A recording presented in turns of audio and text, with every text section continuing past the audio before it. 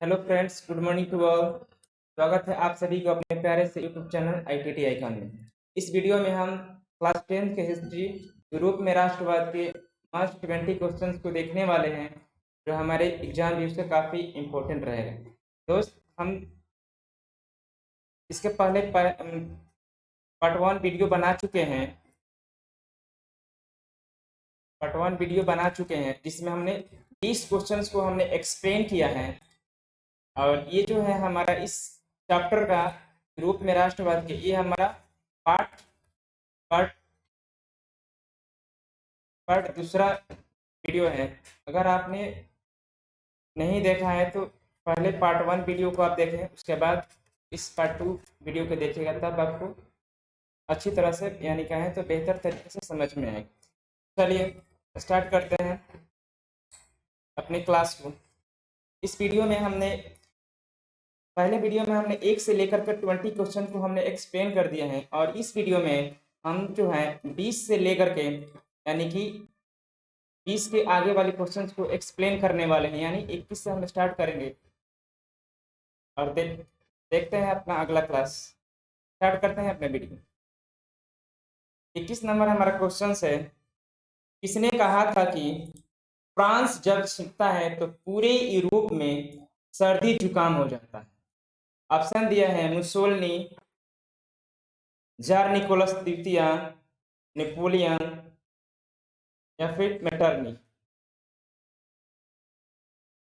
जब ये फ्रांस कोई भी अपना कदम उठाता था, या फिर कहें तो राजनीतिक क्षेत्र, या फिर कहें तो प्रशासनिक सेवा में अगर कोई भी ये कदम उठाता था फ्रांस, पूरे फ्रांस में हलचली मच जाती थी। इस वजह से ये जो था मेटरनिक ने कहा था, इसी के संदर्भ में मेटरनिक कहा था कि जब फ्रांस छिपता है तो पूरे यूरोप में सर्दी जुकाम हो जाती है। तो हमारा राइट ऑप्शन मेटरनिक हो जाएगा, क्योंकि इसी का कहना था कि जब फ्रांस छिपता है तो पूरे यूरोप में सर्दी जुकाम हो जाता है। क्योंकि ये जो फ्रांस है, ये यूरोप महादेश की एक बहुत बड़ा एक राष्ट्र है, और ये जो है इसी के संदर्भ में ये जो मेटरनिक कहता है कि फ्रांस जब छिपता है पूरे यूरोप में सर्दी जुकाम हो जाती है। चलिए हमारा राइट ऑप्शन हो जाएगा डी। चलिए अगला सवाल देखते हैं। अगला सवाल दिया है, लुईस 16वां को फांसी कब दी गई थी? यानी जब फ्रांस में 1789 ईस्वी में जब क्रांति हो रही थी, क्रांति के तत्पश्चात यानी कि तत्पश्चात जब लुईस 16वां की सत्ता समाप्त हो गई, जब लुईस 16वां की सत्ता समाप्त हो गई, उस समय लुईस 16वां को मतलब फांसी कर दी गई। जब फ्रांस में 1789 में क्रांति हुई थी, उस समय लुईस 16वां की जो सत्ता थी वो समाप्त हो गई थी। अब कह रहा है क्वेश्चन कि लुईस 16वां को फांसी कर दी गई। अब जब ये क्रांति हुई, क्रांति के बाद जब लुईस 16वां की सत्ता समाप्त हो गई, तब वहां पर फिर से ये जो लुईस 16वां था, ये तो शांति बैठने वाला था नहीं, क्योंकि इसने अपना क्या सत्ता गंवाया था। इस वजह से ये उटपटांग सी हरकतें करता था। इस वजह से इसको 1793 ईस्वी में इसको फांसी दे दी गई। तो हमारा राइट ऑप्शन हो जाएगा 1793। चलिए 1793, तो राइट ऑप्शन हमारा क्या हो जाएगा? बी। आगे देखते हैं अगला सवाल को। अगला सवाल है, यूनान स्वतंत्र कब हुआ? कहने का मतलब है ये जो यूनान था, यूनान पर अधिकार था किसका? तुर्की का। तुर्की ने इस पर अपना अधिकार जमा लिया था यूनान पर। और यूनान एक ऐसा देश था जिसने कहे तो यूरोप की जननी, कहे तो यूरोप की जननी यूनान को ही कहा जाता था। इस वजह से ये जो यूनान है, यूनान पर अधिकार कर लिया था तुर्की। और जब तुर्की अधिकार कर लिया था, तो वहां के अगल बगल के जितने भी देश थे वो सब तुर्की की निंदा करने लगे। इस वजह से अब यूनान को ये लगा कि अब हमें क्या चाहिए, हमें स्वतंत्र हो जाना चाहिए। इस वजह से यूनान में भी तुर्की के खिलाफ बहुत सारी विद्रोह देखने को मिला। और ये जो है क्वेश्चन कर रहा है यूनान स्वतंत्र कब हुआ, तो इस वजह से यूनान में स्वतंत्रता संग्राम चलता है, यानी कि तुर्की के खिलाफ विद्रोह चलता है। और तब ये जो है यूनान स्वतंत्र कब हुआ, हमारा जो क्वेश्चन है यूनान स्वतंत्र कब हुआ। तो ऑप्शन दिया है 1829, 1863, 1871, 1832। तो ये जो है यूनान तुर्की से स्वतंत्र हुआ था 1832 ईस्वी में। तो राइट ऑप्शन हो जाएगा डी, यानी कि यूनान स्वतंत्र कब हुआ था, तो यूनान हुआ था स्वतंत्र 1832 में। अब सवाल ये उठता है कि यूनान पर अधिकार किसका था, या फिर कहें तो यूनान को अपना उपनिवेश किसने बनाया था, तो उपनिवेश बनाया था तुर्की। चलिए, इस वजह से तुर्की को यूरोप का मरीज कहा जाता है। और चलिए आगे देखते हैं। अगला सवाल है नेपोलियन बोनापार्ट फ्रांस का राजा कब बना। ऑप्शन दिए 1804 ईस्वी में, 1815 ईस्वी में, 1848 ईस्वी में, 1830 ईस्वी में। फ्रांस में जब 1789 ईस्वी में क्रांति हुई, उस समय लुई सुलावा का वहां पर क्या था, लुई सुलावा का शासन था। जब 1789 ईस्वी में फ्रांस में क्रांति हुई, उस समय वहां का शासन कौन था, लुई सुलावा। और ये किस वंश का था, ये था बुर्बो राजवंश। ये किस वंश का था, बुर्बो राजवंश का। बुर्बो लिख दे रहे हैं, बुर्बो राजवंश का शासक था कौन, जो लुई सुलावा था, ये किस वंश का शासक था, बुर्बो राजवंश का था। और जब फ्रांस में 1789 ईस्वी में क्रांति हो रही थी, उस समय ये जो नेपोलियन बोनापार्ट जो था, ये नेपोलियन था, एक साधारण सिपाही था।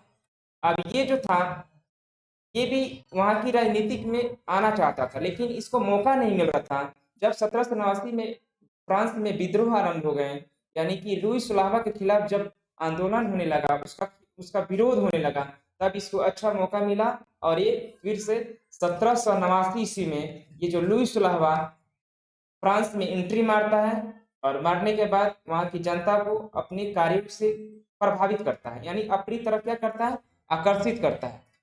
और आकर्षित करने के बाद ये ये जो है 1789 ईस्वी के बाद ये फ्रांस के राजनीतिक में क्या करता है, प्रवेश करता है। ये जो है 1789 ईस्वी के बाद फ्रांस की राजनीति में प्रवेश करता है कौन, यानी ये जो नेपोलियन बोनापार्ट है, ये प्रवेश करता है 1789 ईस्वी के क्रांति के बाद फ्रांस में। जब एंट्री करता है तो इसने इतना अच्छा काम किया कि फ्रांस की जनता इसको मतलब इसका अपना आदर्श मानने लगी, और 1804 आते आते इसको अपना शासक भी बना लिया। तो हमारा राइट ऑप्शन हो जाएगा 1804, यानी नेपोलियन बोनापार्ट फ्रांस का शासक कब बना, या फिर कहें तो राजा कब बना। तो ये जो राजा बना था फ्रांस का 1804 ईस्वी में, क्योंकि लुई सुलावा को 1793 ईस्वी में फांसी दी गई थी। और फांसी देने के बाद फ्रांस में नेशनल असेंबली की स्थापना की गई थी। किसकी, ये जो था नेशनल असेंबली की स्थापना की गई थी। और इसके पहले ये जो था लुई सुलावा फ्रांस में जनरल स्टेट की स्थापना की थी, और इसी से अपना सरकार चला। जब जब उसकी शासन समाप्त हुई, यानी कि ये जो लुई सुलावा का जब शासन समाप्त हुआ 1789 में, तब नेपोलियन बोनापार्ट एंट्री मारता है। एंट्री मारने के बाद क्या करता है, सत्ता इसके हाथों में आ जाती है। और 1804 आते आते ये फ्रांस का एक बढ़िया या फिर कहें तो कुशल शासक के रूप में उभरता है, और 1804 में फ्रांस का राजा बन जाता है। चलिए अगला सवाल देखते हैं।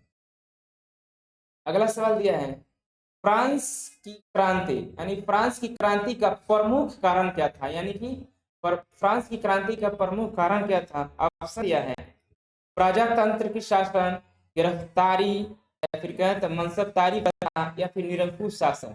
तो फ्रांस में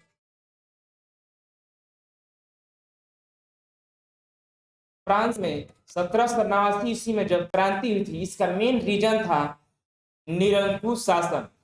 निरंकुश शासन या फिर कहें तो तानाशाह शासन। तानाशाह शासन। अब ये जो 1789 में जब फ्रांस में क्रांति हुई, उस समय वहां का शासक कौन था? शासक था लुई 16वां। हमने कई बार बता दिया है, 1789 की क्रांति के समय वहां के शासक कौन था? लुई 16वां था। अब ये जो था फ्रांस की क्रांति का प्रमुख कारण क्या था? प्रमुख कारण था निरंकुश शासन। अब ये जो निरंकुश शासन था, ये किसके द्वारा चलाए जा रहे थे? ये चलाए जा रहे थे फ्रांस के राजा लुई 16वां के। लुई 16वां द्वारा ये शासन चलाए जा रहे थे। इसे कर भी जो था तानाशाह इस वजह से कह सकते हैं कि ये जो राजा था, ये वहां की लगान थी, लगान केवल गरीबों से वसूलता था। किससे वसूलता था? गरीबों से वसूलता था। और वहां की जनता जो थी, जनता 3 स्टेटों में बटी हुई थी, यानी कि प्रथम, द्वितीय और तृतीय। प्रथम में पादरी लोग आते थे, द्वितीय में कुलीन वर्ग आते थे और तृतीय में मजदूर वर्ग आते थे। अब ये जो था, ये लुई 16वां के शासन में कर का कहें तो लगान किसको देना होता था? लगान जो था केवल तृतीय स्टेट को ही देना पड़ता था, यानी कि मजदूरों को देना होता था। इस वजह से इसको फ्रांस का निरंकुश शासक या फिर कहें तो तानाशाह शासक कहा गया है। इसी की तानाशाही को खत्म करने के लिए फ्रांस में 1789 ईस्वी में एक बहुत ही व्यापक कहें तो आंदोलन होता है या फिर कहें तो क्रांति होती है। और इसी क्रांति में लुई 16वां की क्या होती है? पराजय होती है। पराजय होने के बाद इसके हाथ से फ्रांस की शासन व्यवस्था या फिर कहें तो शासन का बागडोर समाप्त हो जाता है। और ये जो था, और पहली बार फ्रांस में यानी कि मध्यम वर्ग या फिर कहें तो सरबराह वर्ग की या फिर कहें तो मजदूरों की सरकार बनी थी। और ये सरकार बनी थी इसकी मध्यम वर्ग की, क्योंकि मध्यम वर्ग के कारण ही फ्रांस में 1789 ईस्वी में क्रांति अपना व्यापक रूप धारण कर लिया था। चलिए, तो हमारा राइट ऑप्शन हो जाएगा निरंकुश शासन। यानी कि फ्रांस की क्रांति का प्रमुख रीजन क्या था? प्रमुख कारण क्या था? तो लुई 16 द्वारा निरंकुश शासन। चलिए अगला सवाल देख लेते हैं। अगला सवाल है काउंट काबूर। ये जो था काउंट काबूर ने विक्टर इमैनुअल को किस पद पर नियुक्त किया? काउंट काबूर ने विक्टर इमैनुअल को किस पद पर नियुक्त किया?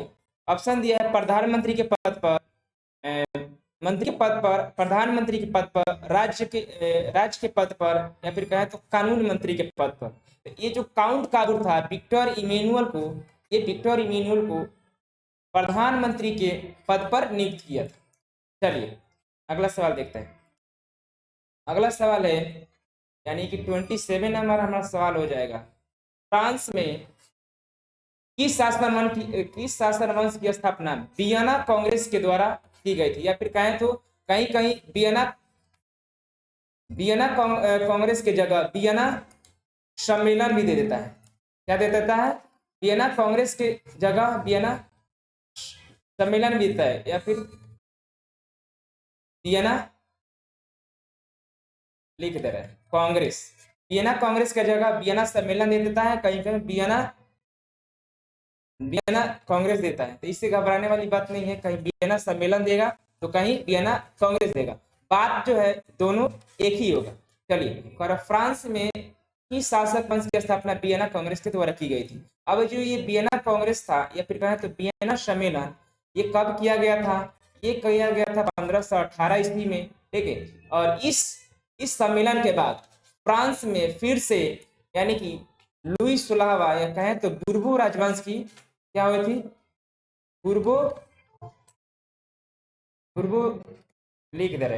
राजवंश की शासन व्यवस्था फिर से स्थापना हो गई। लुई 16वां के बाद वहां पर फिर से बुर्बो राजवंश के फिर से लुई 16वां के जगह लुई 18वां को शासन बनाया जाता है। यानी फिर से फ्रांस के क्रांति के बाद नेपोलियन बोनापार्ट की एंट्री होती है। नेपोलियन बोनापार्ट की पतन के बाद यानी 1815 के बाद नेपोलियन बोनापार्ट की पतन हो जाता है। पतन के बाद फिर से ये था वियना में एक सम्मेलन बुलाया जाता है, वियना, जिसको वियना कांग्रेस या फिर वियना सम्मेलन कहा जाता है। और ये जो वियना है, ये वियना पड़ता है ऑस्ट्रिया में, यानी कि ऑस्ट्रिया में ये वियना पड़ता है और यहीं पर सम्मेलन बुलाया जाता है। यहीं पर है तो वियना की संधि कहिए, वियना की सम्मेलन कहिए या फिर वियना की कांग्रेस कहिए, बात एक ही होगा। और ये जो वियना था, ये वियना था ऑस्ट्रिया की राजधानी था वियना। वियना क्या था? ये जो वियना जगह का नाम है, ये जगह था ऑस्ट्रिया की राजधानी था। क्या था? वियना की राजधानी था। यहीं पर सम्मेलन बुलाई जाती है, यानी संधि की जाती है। फिर कहें तो वियना कांग्रेस इसी को कहा जाता है। तो वही कह रहा है, इसी सम्मेलन में फिर से बुर्बो राजवंश की वहां पर फिर से शासन व्यवस्था स्थापित होता है। और उस समय लुई सलावा तो मर गया था, इसको मार दिया गया था कि कब? 1793 ईस्वी में। लेकिन ये था फिर से इसकी जगह लुई 18वां को यहाँ शासक बना दिया जाता है। और ये बनाया जाता है फ्रांस में वियना फ्रांस की क्रांति के बाद, या फिर कहें तो नेपोलियन की पतन के बाद, जब वियना सम्मेलन बुलाई गई थी, जब वियना कांग्रेस की बैठक बुलाई गई थी, उस बैठक में फिर से फ्रांस में फिर से पुरातन व्यवस्था को लागू किया जाता है। और लागू किया जाता है ऑस्ट्रिया के द्वारा। किसके द्वारा? ऑस्ट्रिया के द्वारा। ऑस्ट्रिया की राजधानी वियना थी, इस वजह से वियना में बैठक बुलाई जाती है। और इस सम्मेलन का प्रमुख या फिर कहें तो अध्यक्ष किसको बनाया गया था? मेटरनिख को बनाया गया। किसको बनाया गया था? मेटरनिख है, हो जा रहा है, मेटरनिख को बनाया गया। चलिए अगला सवाल। अगला सवाल है, किसने अपनी कूटनीति के बल पर इटली की समस्या को पूरे यूरोप की समस्या बना दिया?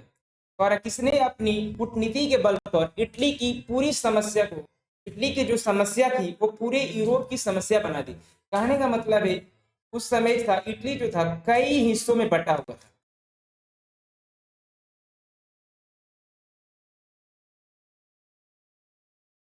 इटली जो था लगभग 300 हिस्सों में बटा हुआ था। और यहाँ पे ये था या फिर कहें तो 300 कस्बों में बटा हुआ था। किसमें? कस्बों में बटा हुआ था। ये इटली उस समय 300 कस्बों में बटा हुआ था। और इस यहाँ पे अलग अलग राजा राज करते थे, अलग अलग कस्बों के अलग अलग राजा हुआ करते थे। और वहां पर अपनी अपनी अलग अलग तरीके से शासन व्यवस्था चलाया करते थे।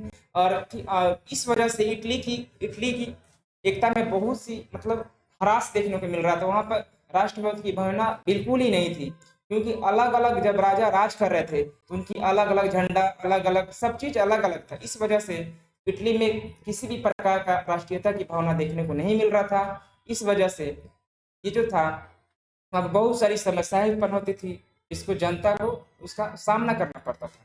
इस वजह से इस क्वेश्चन को बनाया गया है। क्वेश्चन कह रहा है, किसने अपनी कूटनीति के बल पर इटली की समस्याओं को पूरे यूरोप की समस्या बना दिया? ऑप्शन दिया है Mazzini, count Cavour, Victor Emmanuel या गैरीबाल्डी।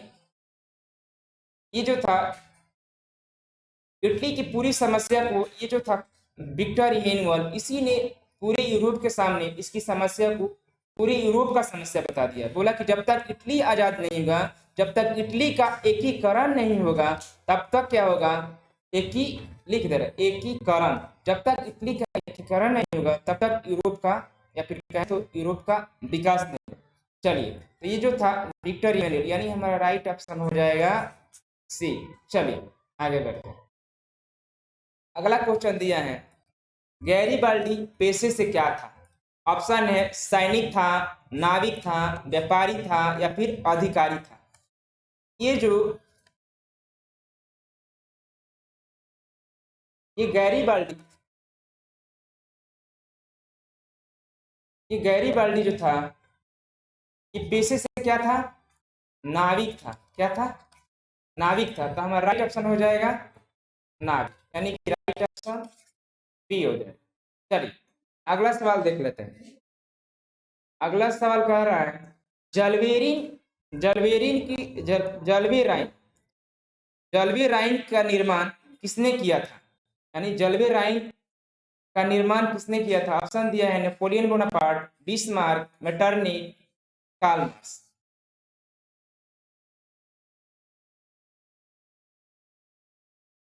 राइट ऑप्शन हो जाएगा बिस्मार्क।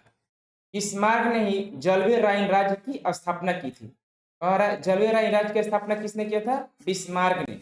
राइट ऑप्शन क्या हो जाएगा? आगे देखते हैं अगला सवाल। अगला सवाल है एड्रियानोपुल की संधि। और एड्रियानोपुल की संधि कब हुई थी? ऑप्शन दिया है 1830 में, 1829 में, 1848 ईस्वी में, 1919 ईस्वी में। राइट ऑप्शन हो जाएगा 1829 ईस्वी में। एड्रियानोपुल की संधि, एड्रियानोपुल, एड्रियानोपुल होगा। एड्रियानोपुल की संधि ये हुआ था 1829 ईस्वी में। चलिए राइट ऑप्शन हमारा हो जाएगा एक तरह 20, यानी कि राइट ऑप्शन बी हो जाएगा। अगला सवाल देखते हैं। अगला सवाल है विलियम प्रथम कहाँ का शासक था? विलियम प्रथम कहाँ का शासक था? ऑप्शन दिया है यूनान का, तुर्की का, प्रसा का, ऑस्ट्रिया का। तो विलियम प्रथम जो था ये प्रसा का चांसलर था। कहाँ का चांसलर था? प्रसा का। ये जो विलियम प्रथम, विलियम प्रथम कहाँ का शासक था? ये शासक था प्रसा का। प्रसा का शासक था या फिर कहें तो प्रसा का सम्राट था। राइट ऑप्शन यहाँ हमारा हो जाएगा सी। अगला क्वेश्चन देखते हैं। अगला क्वेश्चन दिया है जलवेरिन राइन, जलवे राइन कैसी संस्था थी? ऑप्शन दिया है क्रांतिकारियों की, पादरियों की, विद्वानों की, व्यापारियों की। ये जो था जलवे राइन जो संस्था थी, ये जलवे राइन एक प्रकार की क्या थी? संस्था थी। क्या थी? संस्था थी जो जो व्यापारियों के हित के लिए बनाया गया था। किस लिए बनाया गया था? व्यापारियों की रक्षा के लिए या फिर कहें तो व्यापारियों की हित के लिए बनाया गया था। इस ये जलवे राइन के मुख्य उद्देश्य था व्यापारियों की पूरी तरह छूट देना या फिर इनके प्रति किसी प्रकार का आयात निर्यात कर को न लगाना या फिर कर से इनको मुक्त करना।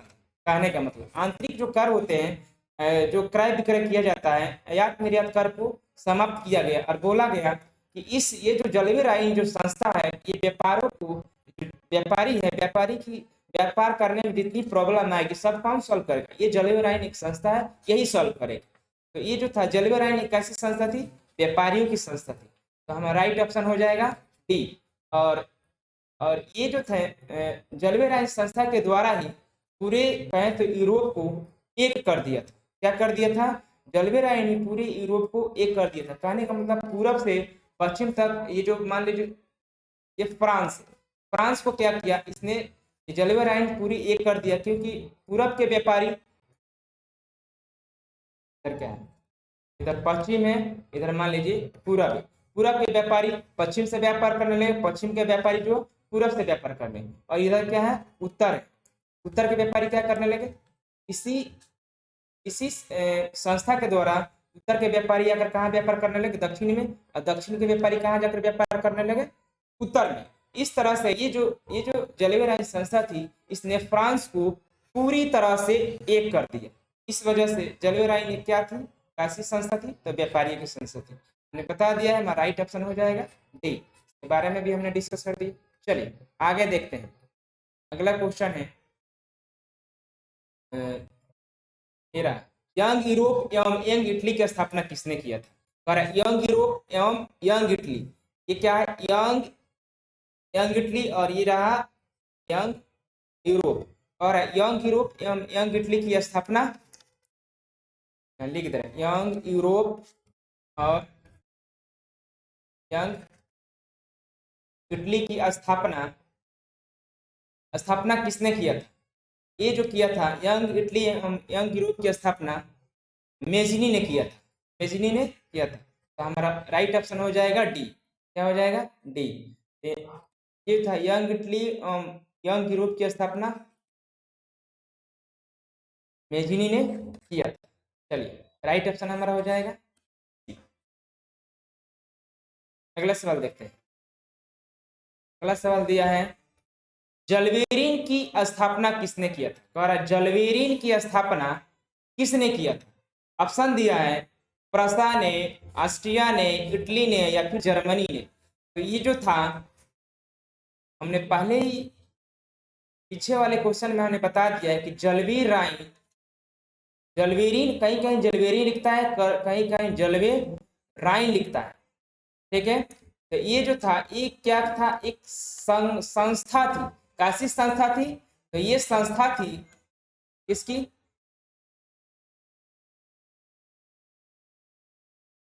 ये संस्था थी व्यापारियों की, या व्यापारियों की, व्यापारियों की संस्था थी। और ये जलवे राइन व्यापारियों की संस्था थी और ये इसकी स्थापना किया था प्रसा ने। कौन किया था, प्रसा ने। राइट ऑप्शन हो जाएगा ए, यानी ये जो जलवी राइन कह रहा है जलवी राइन की स्थापना किसने किया था, तो प्रसा ने किया। और ये कैसी संस्था थी, तो ये व्यापारियों की हित के लिए ये संस्था बनाई गई थी, इस वजह से इसको व्यापारियों की संस्था कहा गया। और यही जो है, यही जलवे राइन जो है, इसी ने पूरे फ्रांस को एक कर दिया था, क्योंकि इसी के तहत पूरे फ्रांस में व्यापार करने की पूरी तरह से छूट दे दी गई थी। यानी कि दक्षिण से उत्तर की तरफ उत्तर के व्यापारी दक्षिण आकर व्यापार करते थे और इधर पश्चिम की व्यापारी कहाँ जाकर पूरा व्यापार करते थे। तो पूरी तरह से कहा जाता है कि जलवे राइन ऐसी संस्था थी जिसने पूरे फ्रांस को या फिर कहा तो पूरे यूरोप को एक कर दिया था। चलिए राइट ऑप्शन क्या हो जाएगा, ए। चलिए अगला सवाल देख लेते। अगला सवाल है हंगरी की राजधानी कहाँ थी, यानी हंगरी की राजधानी कहाँ थी। ऑप्शन दिया है वियना, वियना, यूनान, बुडापेस्ट या फिर जर्मनी। ये जो वियना है, वियना ऑस्ट्रिया की राजधानी थी। ये वियना किसकी राजधानी थी, ये वियना ऑस्ट्रिया की राजधानी थी। और कह रहा हंगरी, हंगरी की राजधानी कहाँ थी, हंगरी की राजधानी थी हमारा बुडापेस्ट। यानी राइट ऑप्शन हो जाएगा सी, हंगरी की राजधानी कहाँ थी, बुडापेस्ट। बुडापेस्ट हंगरी की राजधानी थी। अगला सवाल देखते हैं। अगला सवाल है हंगरी की भाषा क्या थी। हर देश का अपना अपना क्या होता है, हर देश का अपना अपना एक राष्ट्र भाषा होता है। इस तरह जैसे हमारा क्या है, हमारा मान लीजिए भारत है, तो भारत का राष्ट्रीय भाषा क्या है, राष्ट्रीय भाषा मान लीजिए हमारा यहाँ की राष्ट्रभाषा क्या है, हिंदी है। राष्ट्रभाषा क्या है, हिंदी है।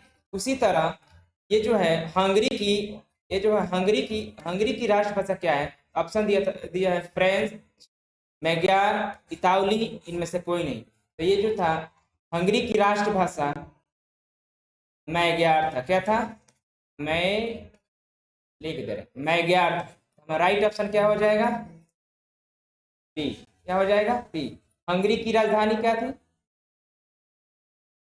राजधानी है, भाषा पूछ रहा है। हंगरी की भाषा क्या है, तो भाषा थी मैग्यार। ठीक है, हमने पीछे वाले क्वेश्चन में इसकी राजधानी बता दिया है। इसकी राजधानी क्या था, बुडापेस्ट। क्या था, बुडापेस्ट। और इसमें क्या पूछा है, हंगरी की भाषा। तो हंगरी की भाषा यानी कि राष्ट्रीय भाषा क्या थी, तो राष्ट्रीय भाषा मैग्यार थी और इसका राजधानी बुडापेस्ट हमने बता दिया। अगला सवाल देखो। अगला सवाल है लाल कुर्ती वालों का गठन किसने किया था, यानी लाल कुर्ती वालों का गठन किसने किया था। ऑप्शन दिया है बिस्मार्क ने, गैरीबाल्डी ने, मेजनी ने, काउंट काबूर ने। तो ये जो है लाल कुर्ती वालों का गठन, लाल कुर्ती वालों का गठन जो था, ये गठन किया था गैरीबाल्डी ने। किसने किया था, गैरीबाल्डी। तो राइट ऑप्शन क्या हो जाएगा, बी। बी हमारा राइट ऑप्शन हो जाएगा। और ये लाल कुर्ती वालों का गठन किया था गैरीबाल्डी ने। ठीक है, राइट ऑप्शन क्या हो जाएगा हमारा, बी, यानी कि गैरीबाल्डी ने लाल कुर्ती वालों का, ये जो है लाल कुर्ती वालों का गठन किया। अगला सवाल देखते हैं। अगला सवाल है यूनान के स्वतंत्रता संग्राम में किसकी पराजय हुई थी। यूनान के स्वतंत्रता संग्राम में किसकी पराजय हुई थी? यूनान की, तुर्की की, प्रस्टा की, ऑस्ट्रिया की। अब बताइए यूनान पर किसका अधिकार था? तुर्की का। तो संघर्ष किससे चलेगा? तुर्की से ही चलेगा। ये जो है यूनान और क्या था? यूनान पर किसका अधिकार था? तुर्की का अधिकार था। यूनान पर किसका अधिकार था? इस तुर्की का अधिकार था। और तो जाहिर सी बात है कि स्वतंत्रता संग्राम किससे चलेगा? इसी से चलेगा, तुर्की और यूनान के बीच। तो कह रहे यूनान के स्वतंत्रता संग्राम में किसकी पराजय हुई? तो पराजय तुर्की की हुई, क्योंकि पूरे यूरोप वालों ने यूनान का सपोर्ट कर दिया और कहा कि जो यूनान है ये यूरोपीय सभ्यता का क्या है? पालना है। इस वजह से यूरोप का पालना यूनान को कहा जाता है और यूरोप का मरीज तुर्की को कहा जाता है। ये जो तुर्की को यहाँ लिख दे रहे हैं, यूरोप का मरीज कहा जाता है। क्या कहा जाता है? मरीज कहा जाता है। और यूनान को यूरोप का पालना कहा जाता है। अब सवाल ये उठता है कि यूरोप ये जो यूनान है, यूनान को यूरोप का पालना क्यों कहा जाता है? तो यूनान का पालना यूनान को यूरोप का पालना इस वजह से कहा जाता है क्योंकि जितने भी यूरोप में बड़े बड़े वैज्ञानिक निकले, या फिर प्लेटो हो गए, अरस्तु हो गए, या फिर हमारा ये जो है इतिहास के जनक हेरोडोटस हो गए, ये सारे लोग कहाँ से पढ़ लिख कर निकलते थे? यूनान से ही निकलते थे। इस वजह से यूनान को यूरोप का पालना कहा गया। और इस यूनान पर किसका अधिकार था? तुर्की का अधिकार था। और तुर्की को मरीज कहा जाता है, यूरोप का मरीज कहा जाता है। यूरोप का मरीज कहा जाता है क्योंकि ये जो तुर्की है कभी क्या था? कभी बहुत ही लाचार एवं बेबस राष्ट्र हुआ करता था। आगे चलकर मौका का फायदा उठाकर इसने यूनान को अपना उपनिवेश या फिर कहें तो अपने अधीन कर लिया, या फिर कहें तो तुर्की ने अपना इस बार अपना क्या बना लिया? प्रभाव स्थापित कर लिया। चलिए अगला सवाल देख लेते हैं। तो हमारा राइट ऑप्शन क्या हो जाएगा? यूनान को स्वतंत्रता संग्राम में किसकी पराजय हुई थी? तो पराजय हुई थी तुर्की की। और विजय किसकी हुई थी? विजय यूनान की हुई थी। अब राइट ऑप्शन हो जाएगा डी। चलिए अगला सवाल देखते हैं। अगला सवाल है, नेपोलियन ने जर्मनी में किस संघ की स्थापना की थी? ये जो नेपोलियन बोनापार्ट है, जब ये राजा बना, नेपोलियन ने जर्मनी में किस संघ की स्थापना की?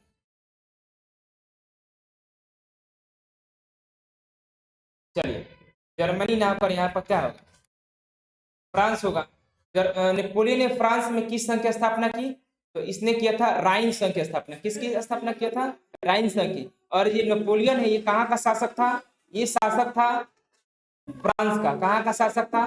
फ्रांस का शासक था। क्योंकि 1789 ईस्वी के क्रांति के बाद ये आता है फ्रांस की राजनीति में, और 1804 ईस्वी में वहां का क्या बन जाता है? सम्राट बन जाता है। इस वजह से ये जो है जर्मन नेपोलियन ने फ्रांस में किस संघ की स्थापना करता है? राइन संघ की स्थापना करता है। राइट ऑप्शन क्या हो जाएगा? बी हो जाएगा। चलिए आज की वीडियो में इतना ही। अगर वीडियो अच्छा लगे तो लाइक, कमेंट एंड शेयर जरूर कर देना। That's all. Thank you.